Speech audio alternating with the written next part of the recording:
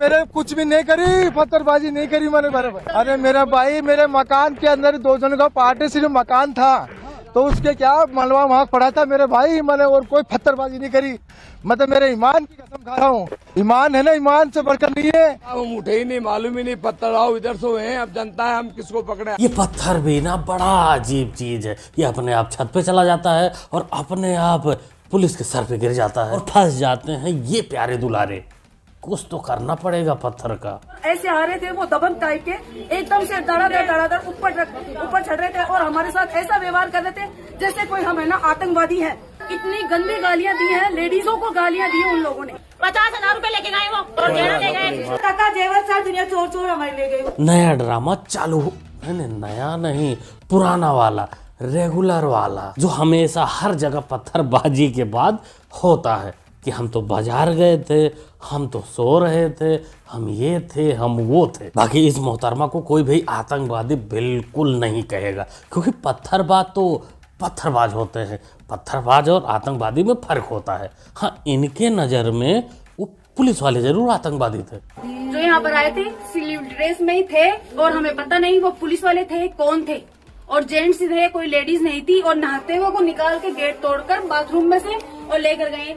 ये समझ लो, मैं तो ऊपर से आकर यहाँ देख रही हूँ तो वो गेट तोड़ रहे और निकाल कर लेकर जा रहे हैं। हमारे जेंट्स को मार के इतनी बुरी तरह मारे, पूरे पर्दों को ऐसे उठाए, अलमारी को बिखेर दिया। फिर मैंने जमाया, अभी इसको पूरी अलमारी को खोल दिया और फिर इसको जमाया। मैंने पूरी हर चीज को देखा, तोड़ा, भाग इधर इससे कुछ सीढ़ियों में से उस गेट को तोड़ा, इसको भी तोड़ा, इसकी कुंडी टूट गई पूरी।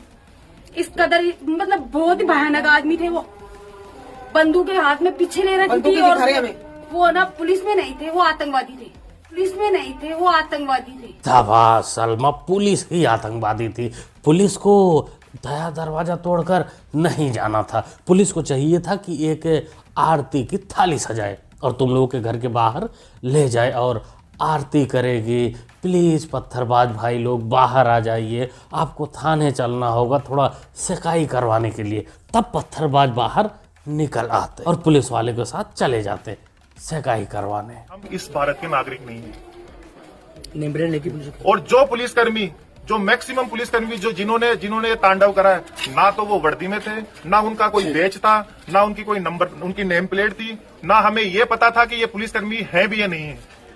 बिना किसी इन्फॉर्मेशन के उन्होंने गाली गलौज करते हुए मतलब महिलाओं के साथ में इस तरह का तांडव करा है। और छोटे छोटे बच्चे जो स्कूल में पढ़ने वाले बच्चे हैं, जिनका इस वाक्य से कोई ताल्लुकात नहीं था, उन छोटे छोटे बच्चों को जो 10-10, 12-12 साल के बच्चे हैं, उनको घसीट करके पुलिस गाड़ी में पटक करके और थाने लेकर गई उनको। जबकि उन छोटे छोटे 10-10, 12-12 साल के बच्चों का क्या इस चीज से क्या ताल्लुकात है, वो इन चीजों को समझते नहीं है। आज माहौल ये है, हमारे पिछले 4-6 घंटे से ये माहौल है, बच्चों के अंदर सदमा इस तरह से बैठ गया, महिलाओं के अंदर सदमा इस तरह से बैठ गया है कि वो ढंग से बात नहीं कर पाते। ये तो भाई गलत हो रहा है। पुलिस वालों के साथ बच्चे ढंग से बात भी नहीं कर पा रहे, मानसिक संतुलन बिगड़ गया। अब पुलिस के लिए दिक्कत है कि भाई पुलिस इनका पहले इलाज करवाए, उसके बाद इनसे पूछताछ करेगी क्यों मारा पत्थर, कौन कौन लोग। ताकि मियाँ तुम्हारे बच्चे कच्चे तो बिल्कुल नहीं हैं। संभल में देखा गया था, बड़े बुजुर्गों से दूरी तक उनकी ईंटें जा रही थी, उनके पत्थर जा रहे थे। बाकी और अच्छे से जानना है तो इसको देखो, इसको सुनोगे तब समझ में आएगा बच्चे बिल्कुल कच्चे नहीं हैं। ये वीडियो यहाँ तो नहीं दिखा सकता क्योंकि बहुत गलत तरीके से इसने बात की है। टेलीग्राम पे डाल दूंगा, वहाँ जाकर देख लेना। कि चोमू में जो कार्रवाई हुई, थाने से जो लोग निकल रहे हैं, जो लोग जा रहे हैं, उनमें कोई 10-12 साल का बच्चा तो नहीं दिखा हमें।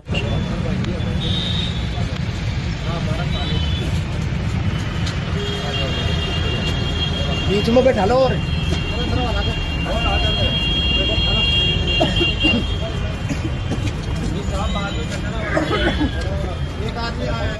ये सबसे छोटा, ये देखिए, और यही वजह है कि लगातार एक्शन यहाँ पर जारी है। हर एक घर में ऐसी, ये देखिए, ये देखिए, ये पत्थर नहीं तो क्या है। आगे देखिए, चलो। नहीं भाई, वो पत्थर नहीं, वो तो मिठाई थी जो ये लोग छत के ऊपर से पुलिस वालों पर बरसाए थे, पुलिस को मुंह मीठा करवाने के लिए। लेकिन पुलिस तो पुलिस, वो पता नहीं किस नशे में थी, उसको वो पत्थर समझ में आ गया और इन लोगों को ले जाकर प्रसाद वितरण कर दिया। सोमू की कलंदरी मस्जिद के मामले के अंदर जो विवाद हुआ वो हिंदू मुसलमान का विवाद नहीं है। वो शासन और प्रशासन ने मुसलमानों को सताने का जो काम किया है, बेगुनाहों को ऊपर झूठे मुकदमे लगा के बंद करने का काम किया है।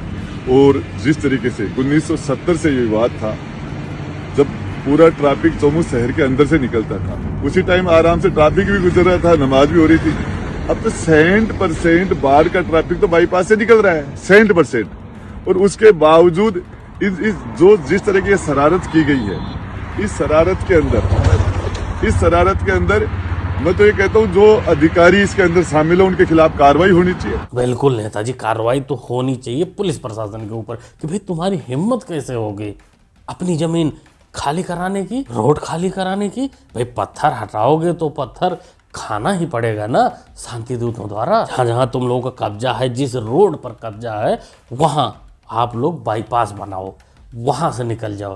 बेचारे कब्जाधारियों को परेशान करोगे तो भाई बिल्कुल ठीक बात नहीं है।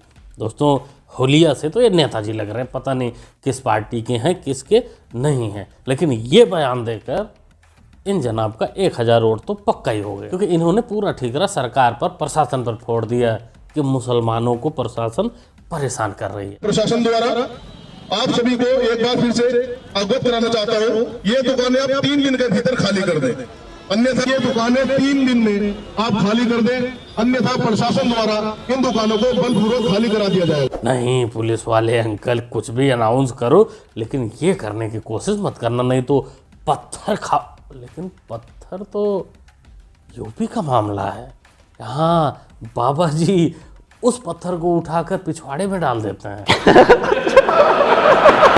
मामला दोस्तों मुरादाबाद का है, जहाँ 165 अवैध दुकानें बनी हैं, उसको तोड़े जाने के लिए अनाउंसमेंट हो रही है। मैं निवेदन करना चाहूँगा कि भाई पत्थर से खिलवाड़ मत करना, पत्थर को पत्थर ही समझना, मिठाई नहीं, नहीं तो हालत ऐसे ही हो जाएगी जैसे इन लोगों की सकाई हुई है।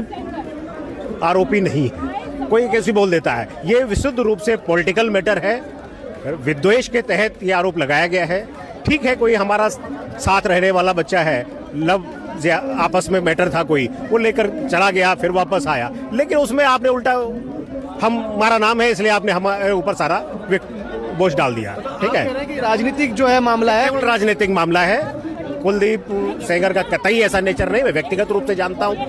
ठीक है, लेकिन सर कोर्ट ने तो अपराधी माना था कुलदीप सेंगर को। देखिए, कोर्ट को आप भी जानते हो, कोर्ट को चाहिए इस टाइप के केसेस में सबसे ज्यादा मीडिया ट्रायल होता है, और कोर्ट भी कहीं ना कहीं दबाव में आता है। अब देखो, सबसे पहली बात तो चचा जान ने बोली है कि कुलदीप सेंगर को ये पर्सनली जानता है। कुलदीप सेंगर इसके घर में आया जाया करता है, तो भाई घर की जो मोहतरमाएँ होंगी, लेडीज़ होंगी, माताएं बहनें होंगी, उन्होंने तो ओपिनियन दिया होगा कि कुलदीप सेंगर अच्छा आदमी। बाकी असली गंध तो कोर्ट वाले अंकल ने फैलाई है। एक बार आरोप साबित करते हैं, सजा दे देते हैं, फिर छोड़ देते हैं, फिर लोगों का गुस्सा भड़कता है, फिर अंदर कर देते हैं, और इन्हीं सबको देखकर कुछ ऐसी प्राणी पैदा होते हैं। आज मैं यहाँ जंतर मंतर पे यहाँ पर इसलिए आई हूँ क्योंकि मैं सपोर्ट करती हूँ कुलदीप सेंगर को।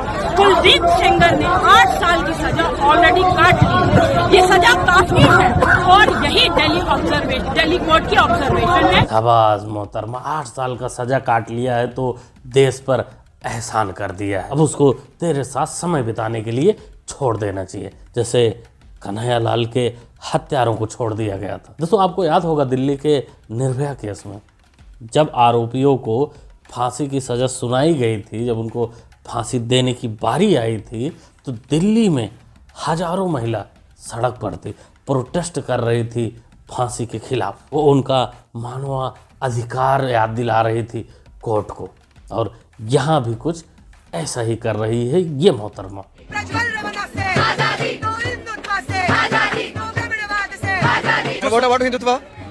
हिंदुत्व तो तमाम चीजों की जड़ है।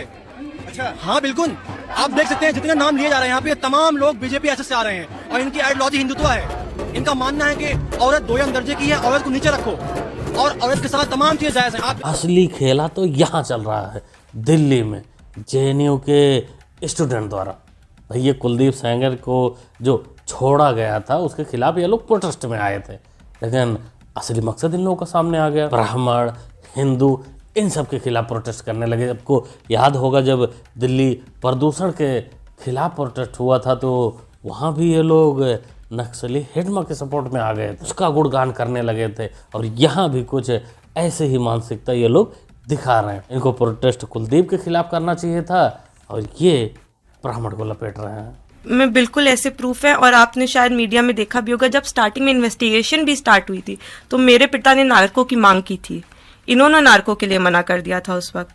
मेरे पिता का CDR, मेरे पिता की पिक्चर्स हैं उस दिन की कि उस लोकेशन पे नहीं मौजूद हैं।